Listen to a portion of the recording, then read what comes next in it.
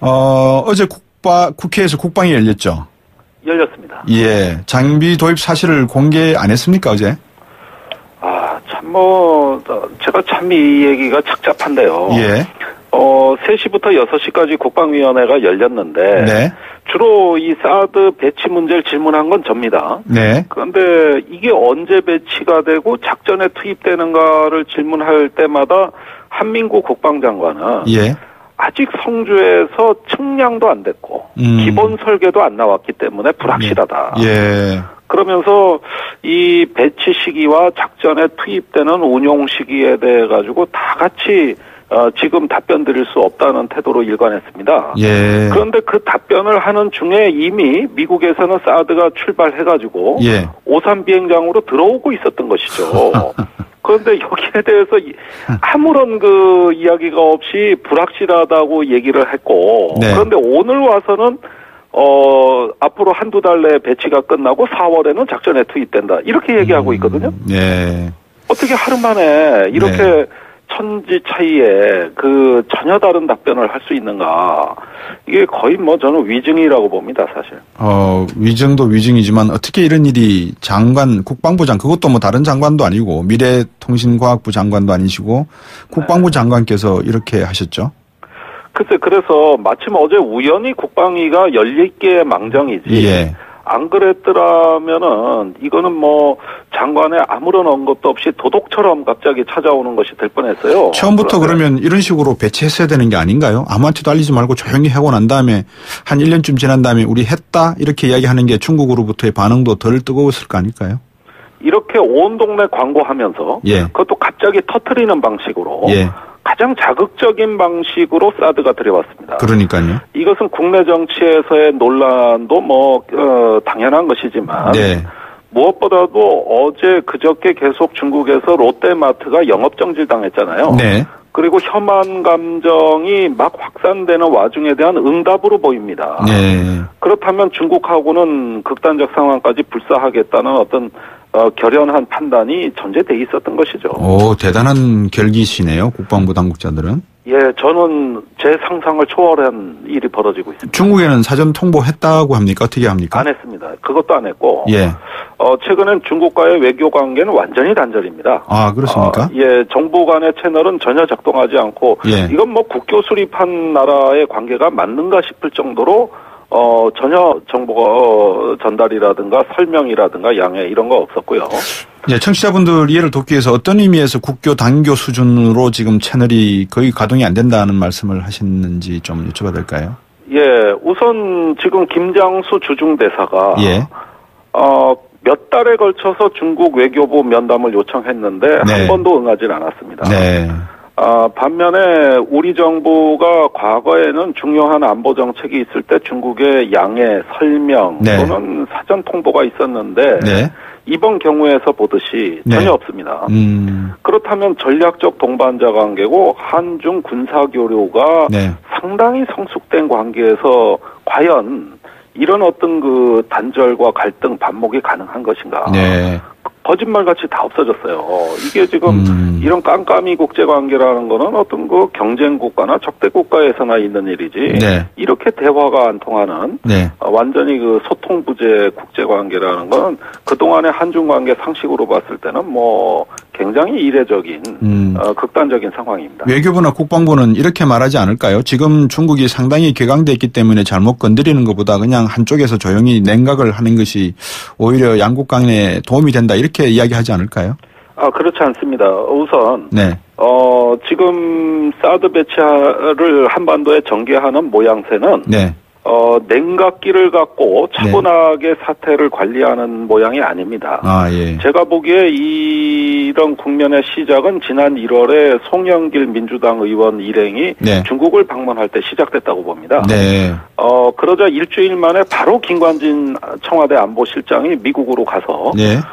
중국이 반대하더라도 상관하지 않겠다. 예. 이러면서 사드 배치의 가속화를 외쳤습니다. 예. 그때부터는 이미 그 루비콘강을 건너서 예. 강대강으로 맞서겠다. 차제에 중국을 확실하게 제압하지 않으면은 네. 이후에 중국에 끌려다닐 수도 있으니 네. 힘으로 밀어붙이겠다는 판단이 이미 그 당시에 섰다고 봅니다. 그게 대략 1월 말입니다. 보통 그러면 양비론을 저희들이 이야기하지 않습니까? 더불어민주당의 송영길 의원과 같이 대표단으로 갔던 그분들도 전략적 사고가 조금 정부 쪽과 의논했던 부분이 부족한 측면이 있었고 또 그거를 또 발끈해서 김관진 장관이 안보보좌관이 가서 또 미국 측과 그런 협의를 하고 왔다는 이런 내용들은 서로 양비론으로 접근할 수도 있는 거 아닐까요? 예, 물론 결과를 놓고 봤을 때 네. 이런 그 여야가 각기 미국과 중국에 따로 외교를 하는 것은 네. 초당적인 모습이 아닐 뿐만 그렇죠. 아니라 예. 국익의 관점에서도 매우 부정적입니다. 예. 그런데 당시 상황의 어떤 비정상성을 고려했을 때는 네. 어느 정도 좀 정파적인 외교라 하더라도 없는 것보단 전 낫다고 봐요. 네. 사실 그 이전에 이미 한중 관계가 거의 경색되는 조짐이 있고, 네. 우리 그 화장품이 이제 중국에서 통관이 거부되는 등 경제적 불이익이 이미 시작되고 있었거든요. 예. 그러면은 초장에 이것을 빨리 진화해야 된다고 했던 건 야당 생각인 것 같습니다. 예. 그런데 결과는 그렇게 나타나질 않았죠. 예. 그 다음에 미국의 김관진 실장이 가가지고 이제 중국에 더 어떤 그 체벌적인 이렇게 응징을 하는 양상으로 된 건 이건 기름을 부은 겁니다. 네네. 그래서 결과적으로는 안 좋아졌지만 네. 사실 이런 어떤 의원 외교라고 하는 것은 네. 나름 국회의 권한이고 네. 또 어떤 야당의 순수성으로 했다면 정부가 네. 이거 정부가 못하는 거 그럼 국회에서 했으니 경청하겠다. 네. 이렇게 하면서 좀 수습하는 모양새로 갈 수도 있었다고 봐요. 예. 그러나 결국은 강대강으로 가다 보니까 예. 결과가 안 좋은 상황이 된 거는 뭐 필연적이었다고 봅니다. 사실 사드에 초점을 맞춰서 질문을 좀 많이 드려야 되는데 방금 그 말씀을 하시니까 언뜻 질문 드리고 싶은 게 그렇다 그러면 지금 대권 후보로 나서겠다는 분들 말입니다. 예. 앞으로 국회에서 벌어져야 될 여러 가지 현안들이 많은데 이런 식으로 각 당의 이해만 따지면 연정 합치는 그냥 포퓰리즘적 발언에 불과한 거 아닙니까? 저는 사실 굉장히 우려하는 것이 네. 우선 사드가 대선에서의 쟁점이 되고 있다는 이 사실 자체가 거북합니다. 네. 우선 사드가 대선 전에 들여올 무기가 아니에요. 네. 지금 들여온다고 해서 써먹습니까? 창고에 그냥 처박아둡니다. 그렇다면 네. 뭐가 그렇게 급해서 네. 이것이 들어오고 또 이것을 기다렸다는 듯이 네. 여당에서는 야당에 대해 총 공세를 퍼붓기 시작했어요. 예.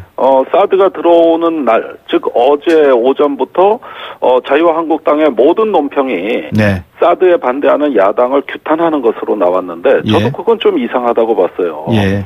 그러더니 이제 밤에 들어왔단 말이죠. 네네. 그러면은 이것이 이제 또 하나의 안보 선거로 끌고 가려는 시도 아니냐 이런 점에서 좀 굉장히 이거 안타깝게 보고 있고. 네. 반면에 야당의 경우에는 부지불식간에 이제 기습을 당한 셈이 됐는데 네. 이럴 때 자칫하면은 이 문제가 안보 문제가 대선에서의 중심 의제가 될 수 있다면 무언가 이걸 관리할 수 있는 대책을 내놔야 됩니다. 네. 그런데 이제 대응하기에 급급하거든요. 네.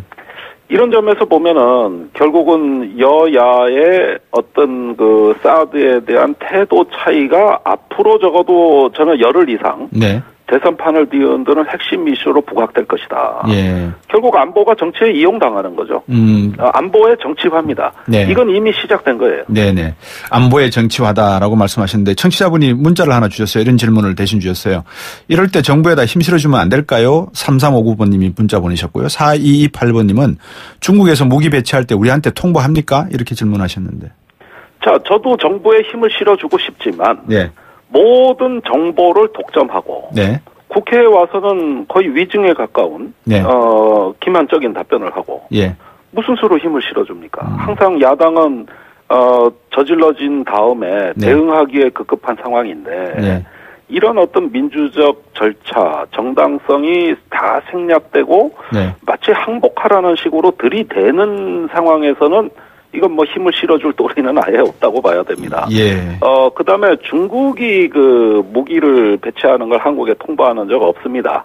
그거는 그 지적해 주신 바가 맞습니다. 네네. 단지 사드는 미국 스스로 말했듯이 미 국방부 장관이 아니라 미국 대통령이 직접 결정하는 전략자산이라고 분류돼 있습니다. 네.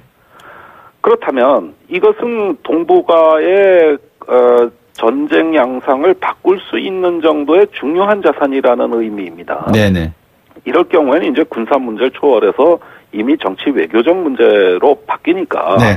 그 상황에 맞는 관리를 하는 겁니다. 네. 그리고 중국도 이제 군용기를 우리 영역에 접근한다든지 여러 군사 행동을 할 때 네. 한중간 한 라인으로 우리한테 다 통보를 해주거든요. 네. 우리도 마찬가지입니다. 네. 그렇다면 이러한 군사 협력 관계를 다 깰 정도의 중요한 전략적 행동이다. 네. 그러면 서로 통보해줘야죠. 왜 그랬을까요? 해줘야 되는 거죠. 왜 그럼 이런 여러 가지 상황이 있었음에도 불구하고 왜 이렇게 사드 배치를 서둘렀을까요? 저는 적절한 사드 배치의 국방부가 최초 설정한 시점은 올해 12월이었다고 봅니다. 네. 이건 국방부가 수없이 국회에 답변했던 내용이에요. 네. 그런데 왜 이렇게 빨라졌는가를 유추할 수 있는 결정적 단서가 있습니다. 뭡니까? 작년 12월 6일 날 예. 미 8군 사령관 제임스 벤달 장군의 발언인데 네. 정확히 뭐라고 발언했냐 하면은 한국의 정치 상황이 불안정해서 대선이 앞당겨졌다. 예. 이렇게 정치적 조건이 변했으므로 사드 배치를 더 조기에 완결하겠다. 네. 이걸 기자간담회에서 발언했는데 저는 그때 이 말이 의미하는 바가 예. 아니 대선이 당겨졌다고 해서 그때가 이제 막 탄핵이 예. 진행되던 시점이에요. 네.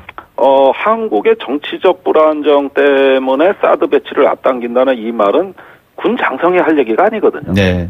근데 뒤에 지나놓고 보니까 그 말이 다 맞았더라고요. 네. 이후에 나온 말들은 사드 배치를 가속화하겠다는 거예요. 네. 그렇다면 정상 배치가 올해 12월인데 가속화하겠다는 말이 계속 나온 이유는 뭐냐? 그거는 한국의 정치적 상황에 따른 것이라는 이야기죠. 알겠습니다. 앞으로